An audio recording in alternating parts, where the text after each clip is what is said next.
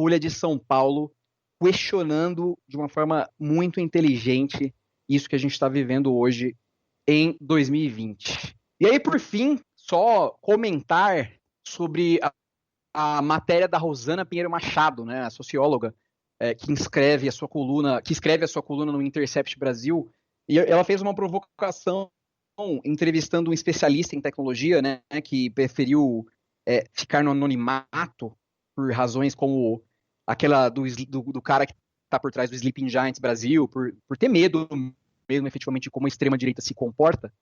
Ela escreveu uma matéria interessantíssima, que também recomendo a leitura, sobre a extrema-direita ganhar por WO da gente, das pessoas sensatas, quando se trata do uso da internet, né?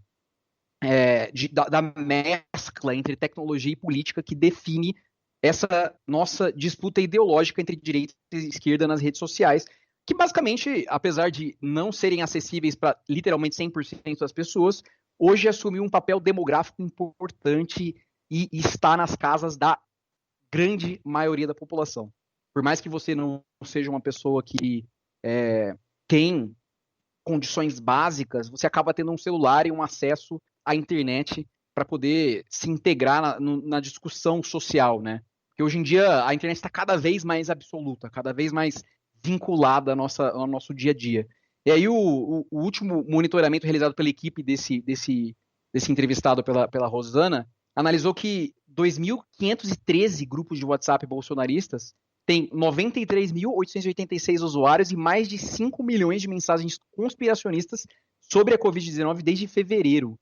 E aí isso conversa com o que a agência pública publicou essa semana sobre os grupos evangélicos de olavistas ajudarem a espalhar fake news, né, do Bolsonaro sobre a esquerda e pedofilia, né? Eles, inclusive, trouxeram que o maior portal de notícias evangélicas do país, chamado Gospel Prime, publicou em maio desse ano, de 2020, um texto afirmando que havia crescimento de grupos pela legalização da pedofilia nas redes sociais. E que isso seria uma coisa de esquerda, né? Assim, imagina... E aí os números já comprovam que essas mensagens estão sendo disparadas de uma forma completamente descontrolada, né? E aí a Rosana conta como que foi a experiência de acessar o software, de analisar como que esses números estão sendo estudados, né, dentro de um ambiente sério, né? E aí fica a provocação, né, deles, que uma parte da esquerda ainda não entendeu, e talvez ela nem esteja disposta a entender que houve uma mudança de paradigma político no século XXI que foi impulsionado pela tecnologia, né? Que é um estado de inanição, uma falta de um projeto de orientação para o futuro. E que a gente vive, apesar de ter movimentos, mídias, ativistas, influenciadores digitais, como Felipe Neto, como agora assumiu o papel a Gabriela Prioli, né? E parlamentares, inclusive, que estão se apropriando das redes para fazer seus vídeos e tal,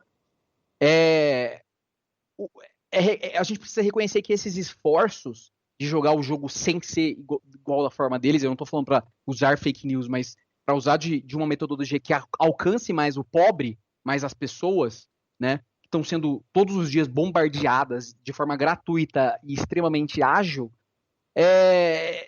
que não adianta a gente falar, como o Paulo já disse em alguns episódios, rezar para quem já é convertido, né, para quem já tá ali e vai falar, porra, olha como mandou bem aqui no discurso tal, no que ele escreveu no tweet, não sei o quê.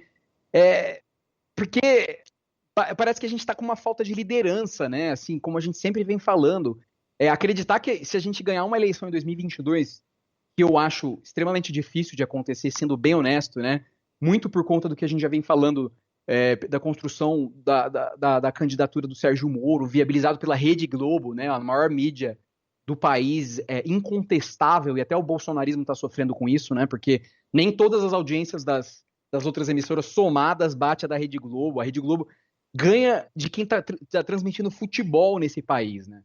Esse que é o grande, o poder que a galera começou a entender, assim, e que Sérgio Moro infelizmente, o grande passada de pano da Globo, seja por que motivo for, mesmo porque já está mais claro do que nunca que existe envolvimento sim da FBI dentro da Lava Jato, e isso não está sendo noticiado pela Globo e está no sinal de alerta de todo mundo que faz um jornalismo mais investigativo, mais apurado, né? E que a gente precisa começar a discutir isso, cara, porque se a gente não lutar contra essas formas de distribuição em massa, o gabinete de ódio, o gabinete do ódio, que é só um, né, dos gabinetes, como a gente viu, MBL já existe. Imagina quantas empresas igual Cambridge Analytica existem para fazer o trabalho que fizeram com Trump, com o Brexit. Então, o que eu gostei dessa matéria da Rosana é que é uma forma de trazer essa discussão à tona, de fazer a gente acordar que uma verdadeira guerra digital está sendo lutada. O exemplo da Sarah Winter, né, de que antes da prisão dela lá não tinha nada e agora ela virou um nome completamente gigantesco dentro da extrema-direita. A apuração de números em relação ao nome dela dentro dessa emissão de mensagem, como que essa Sarah Winter já se viabilizou para pelo menos se tornar uma deputada. Aquela mulher, né, que se você olhar um vídeo dela, você vê que ela não tem a menor condição de criar crianças, né? Que até o Estado deveria tirar as crianças que ela tem. Ela é mãe, aquela mulher, mas ela é completamente psicopata, completamente desvairada, fascista. Então, o problema é fundo, grave, urgente, e esse é meu pedido para vocês. Leiam essas notícias, reflitam, conversem com seus queridos e queridas. Mas eu tô tranquilo. A gente vai ganhar essa guerra porque a Manuela Dávila compartilha ema antifascista, naja antifascista, e o Haddad compartilha quando o Bolsonaro toma vermífugo, vai morrer. Então, nossa, meu, pô, a gente tá fazendo piada na internet, sabe? A gente tá... como a esquerda tá totalmente de fora de fato desse debate, de quem vai assumir as rédeas do país a partir de 2022, acredito eu, já que o Bolsonaro vai continuar, pelo que eu tô sentindo, pelo menos até 22, e aí se ele não fraudar nada, tivemos eleições, tudo, até 22. Como a esquerda tá de fora, porque ela perdeu o espaço por vários motivos que já enumeramos aqui, agora ela pode fazer piada, ela pode, já que estamos... é a cobra antifascista, é a naja antifascista, aí sim... Então, eu acho que dificilmente essa situação vai mudar para os próximos anos. Eu acho que eu tenho agora feito uma análise um pouco mais distante agora do calor do momento sobre essa questão de esquerda brigar entre si, de não brigar entre si e tudo mais. E agora está muito claro para mim. Eu acho que o que a gente deveria fazer é de fato mudar essa forma de comunicação de meme. Eu acho que o meme deixa pra extrema-direita, deixa pros caras. A gente não vai conseguir. A gente não vai conseguir gerar meme pra engajar ninguém, porque isso é pregar pra convertido. Quem vai dar risada é o pessoal lá. E eles conseguiram, a época, com memes, convencer pessoas a entrar em barco de Bolsonaro e tudo mais. Esquece isso pra gente. A gente tem que pensar com relação a projetos. Vou citar algo bom, algo positivo. A candidatura em São Paulo de Boulos e Erundina. Isso, de fato, é a política sendo feita. Não interessa que o Boulos não vai ganhar. Não interessa que o Boulos não vai ganhar, porque provavelmente ele não vai mesmo. Porque é difícil o negócio em São Paulo. E apesar de que ele ter falado uma verdade na Folha dessa última quarta-feira, de que o paulistano, ele tá cansado do tucanato de sempre e viu que o Bolsonaro tudo, mas eu acho que pra ir pro Boulos é exigir muito, né, do pessoal da turma lá da capital. É difícil, lá o pessoal é difícil. Lembrando que o Haddad lá perdeu, depois de ter feito um governo satisfatório. Ele perdeu no primeiro turno pro Dória. Não foi um desastre a prefeitura do Haddad, não foi. Foi satisfatória em vários pontos. Inclusive a ciclovia, que tantos Faria Limers amam hoje em dia, né? Opa! Que é parte da cultura paulistana, né? Feita no governo Haddad. E muito atacada na época. Então, assim, eu acho que é difícil, mas eu acho muito importante essas movimentações, Boulos e Erundina. Por quê? Porque isso é de fato o combate. O Boulos é um cara bom. Precisamos sair do Twitter. Não vai ser mais no Twitter que a gente vai ganhar. E aí, eu até já preguei aqui, galera, vamos pregar a paz da esquerda e tal. Eu acho que é o seguinte também. Para 2022 tem muito chão. eu acho que as pessoas precisam as pessoas, no caso, esses atores políticos, eles precisam ter posicionamentos firmes neste período, mesmo que vá contra alguém do mesmo espectro, porque a gente precisa saber como pensam essas pessoas. Sabendo disso, como pensam essas pessoas exatamente, como pensa o Boulos sobre vários assuntos, porque o Boulos ele vai concorrer a um cargo de prefeito, ele não vai ser só o cara do MTST lá, do MST.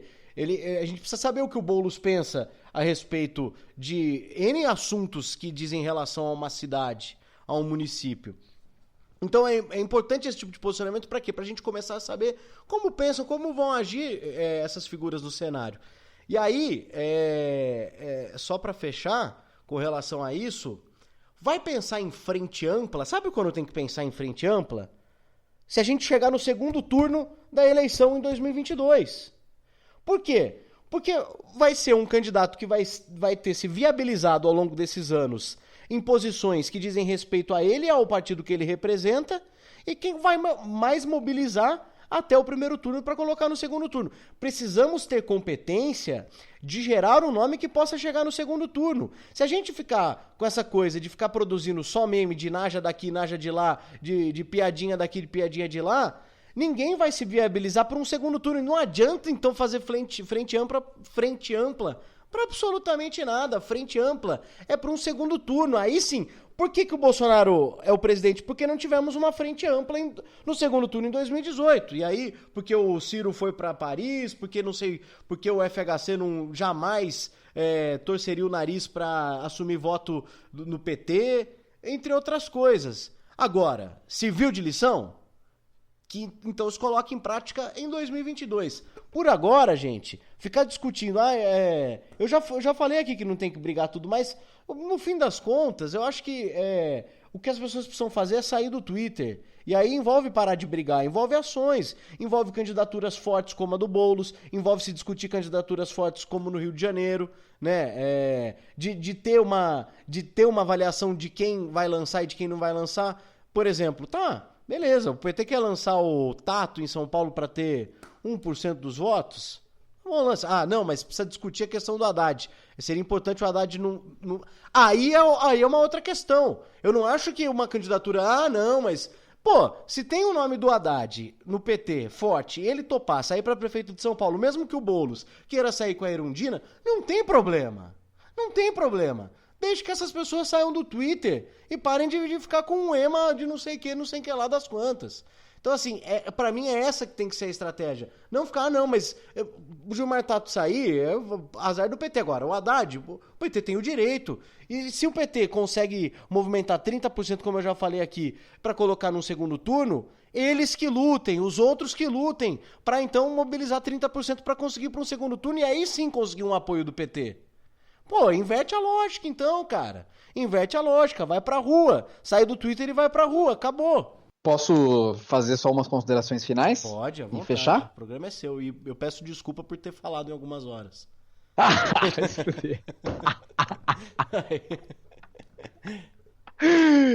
É aquilo que a Márcia Tiburi falou na entrevista que a gente fez com ela, né? Tipo, essa experiência da extrema-direita formar nas redes um sistema que as pessoas se sentem incluídas no processo político, né? Conversando ainda com o que a gente falou com o Bruno, dessa sensação da galera fazer parte do quebra-cabeça, né? Seja dentro de uma igreja evangélica, recebendo o reconhecimento de ser um membro da comunidade, por mais que uma comunidade nefasta que explore a pessoa que não tem condições, né? Mas ela se sente pelo menos um ser humano ali, e se sentem atores ativos, né?